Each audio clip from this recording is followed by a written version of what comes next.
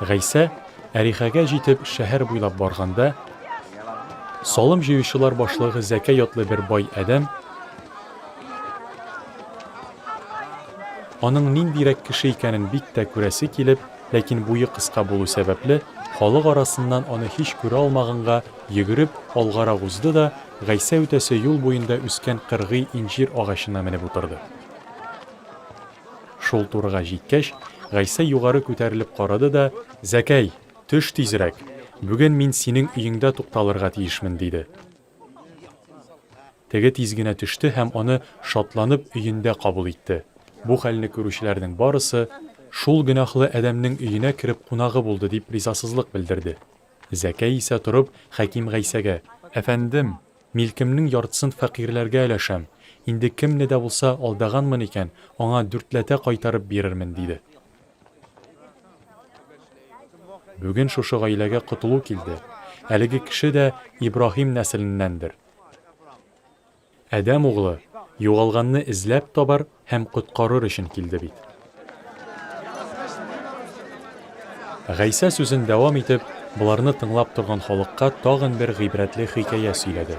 Чөнки ул Иерусалимгә якын иде инде, һәм кешеләр тиздән Аллаһы патшалыгы күренергә тиеш дип уйладылар. Гайса булай диде: "Затлы нәселдән булган бер кеше патшалыкны кабул итү өчен ерак илгә киткән. Аннары ул әйләнеп кайтырга тиеш булган. Юлга чыкканчы ул 10 хезмәтчесен чакырып, аларның һәрберсенә 100 динар акча биргән.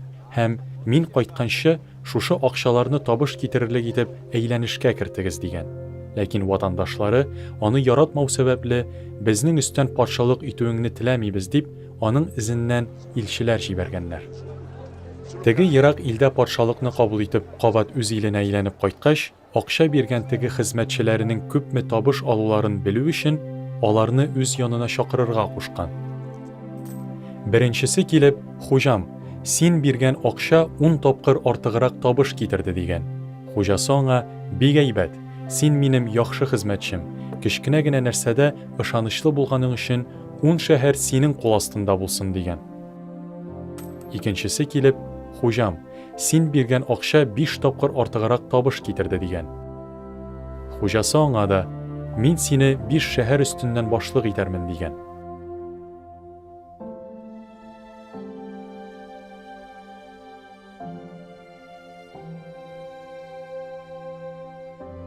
Өченчесе килеп булай дигән: "Хуҗам, менә син биргән акча, синнән курыкканга мин аны кул яулыкка төреп саклап тоттым. Син кырыс кеше бит.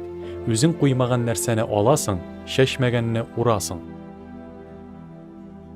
Хуҗасы аңа: "Әй яраксыз хезмәтче, әйткән сүзләреңә карап мин сиңа хөкем чыгарам.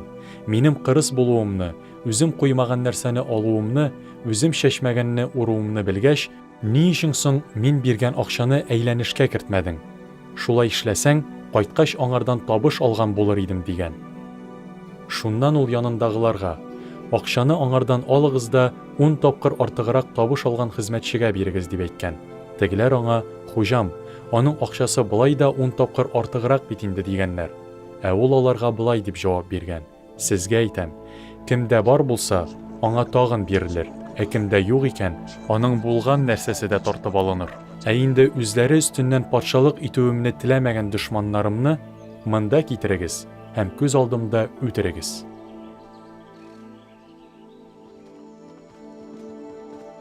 Шул сүзләрдән соң Гайса Иерусалимгә таба юлын дәвам итте.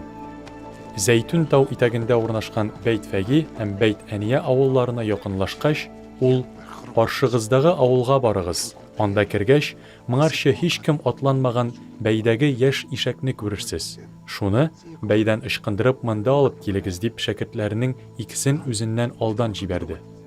Әгәр берәрсе сездән "Нигә аны бәйдән ычкындырасыз?" дип сораса, аңа: "Безнең хуҗага кирәк ул", дип әйтегез. Ике шәкерт китте һәм барысы да Гайса әйткәнчә булып чыкты.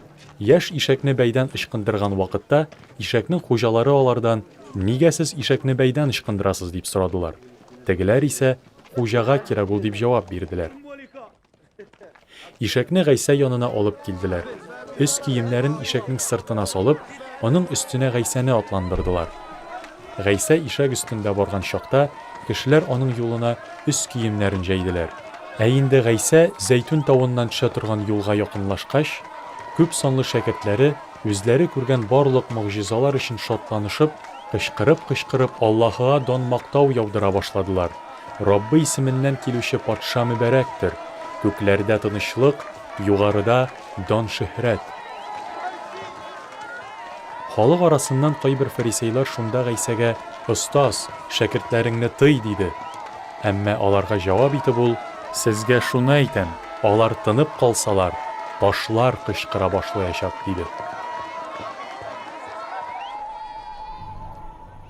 Иерусалимгә якынлашып, шәһәргә карашын ташлагач, аның язмышын кайгыртып Гайсәнең күзләренә яшь килде. "Ичмасам шушы көндә син тынычлык өчен ниләр кирәклеген белсәң иде" диде ул. "Әмма хәзергә синең күзләрең өчен бу яшерендер.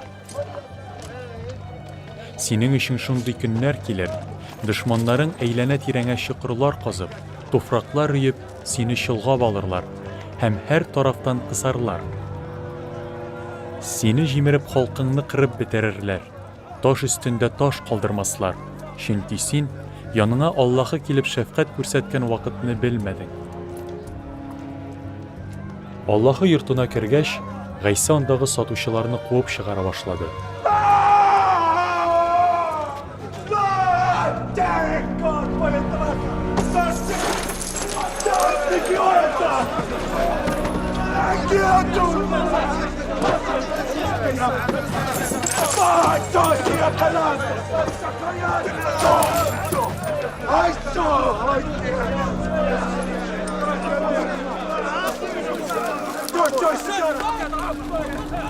Изге язмада "Минем йортым дуга кылу йорты булачак" дип язылган.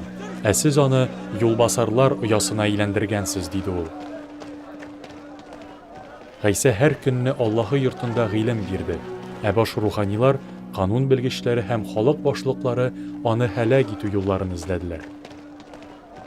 Әмма бу эшне ничек башкарып чыгарга икәнен һич уйлап таба алмадылар, чөнки Гайсәнең һәр сүзен йотлыгып тыңлаган халык һәр чак аның янында булды.